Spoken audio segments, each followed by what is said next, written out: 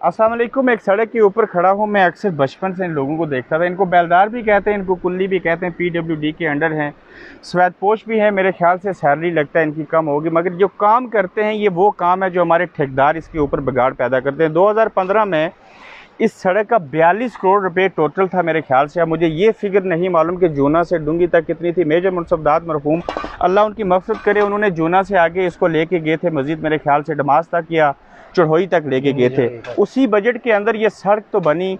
हमारे मिनिस्टरों के ठेकेदार जो थे, बेटे थे, उन्होंने इस इंतहा की करप्शन की, उस लेवल का हराम खाया कि 2015 में बनने वाली सड़क आज 2020 के अंदर ठीक 3.5 से 4 सालों के बाद इसका बिल्कुल जनाजा निकल गया, सत्यानाश हो गया। ये बेलदार जो छोटी सी तनख्वाह लेते हैं, ये बेलचे से मट्टी डाल रहे हैं और मट्टी सड़क के ऊपर डाल रहे हैं। मैं दुनिया में पहला मुल्क देख रहा हूँ, पहली सड़क देख रहा हूँ कि मट्टी रोड से उठा के दूसरी तरफ फेंकनी चाहिए और ये मट्टी उठा के सड़क के ऊपर फेंक रहे हैं।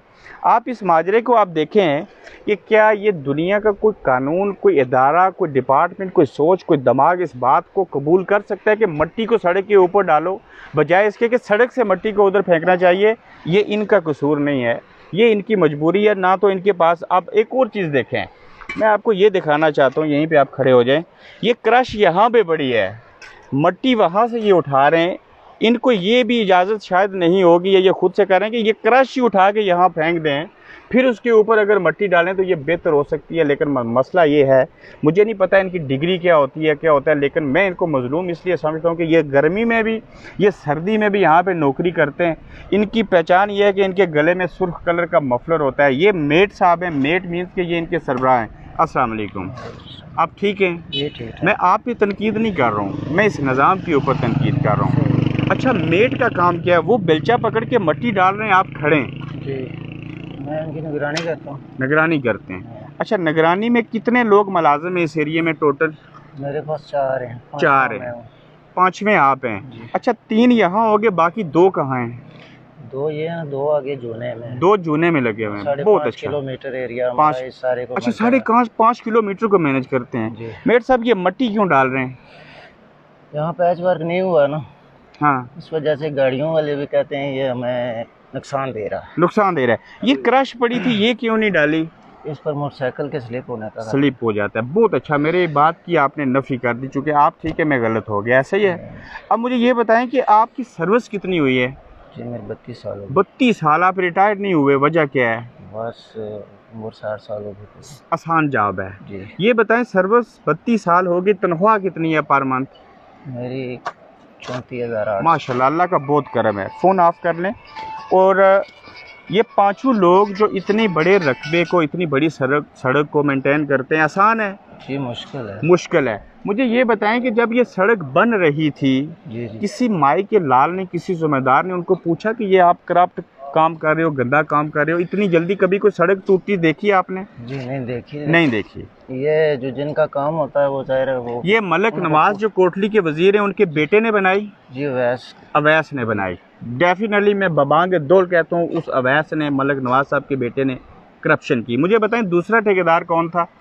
उसके बाद क्या नाम है, जमशेद नाम है। जमशेद कौन है? वो भी कोटली का है। अच्छा, लोग एहतजाज करते थे कि ये सड़क दोबारा बननी चाहिए। डिप्टी कमिश्नर कोटली साहब ने प्राइम मिनिस्टर साहब को बताया, मुझे उम्मीद है कि ठीक हो जाएगी।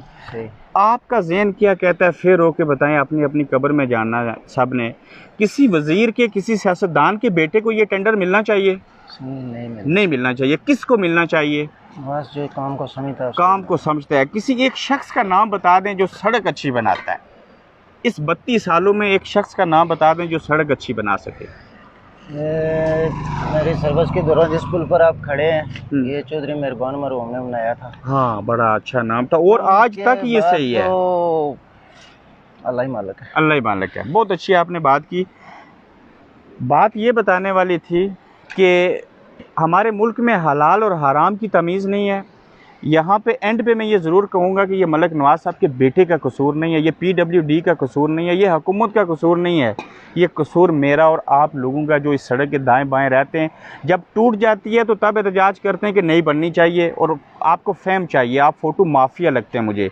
जब ये बन रही होती है तो उस वक्त आप घरों में बैठे होते हैं, चाय इंजॉय कर रहे होते हैं, सिगरेट पी रहे होते हैं, अपने कारोबार को टाइम देते हैं। आप ये नहीं करते एक कमेटी बनाऊं, इन मेट लोगों की तरह यहाँ पे साथ खड़े होकर पूछें ये सीमेंट क्यों कम है, ये बजरी क्यों कम है, इसकी बुनियाद में सोलिंग क्यों अच्छी नहीं की गई। जब ये हरकतें होंगी उसके बाद आप एहतजाज करेंगे, इसी तरह से आप लोगों की सड़कों का जनाजा निकलेगा।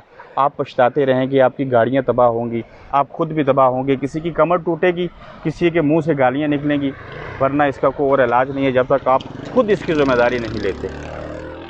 बड़ी मेहरबानी। मैं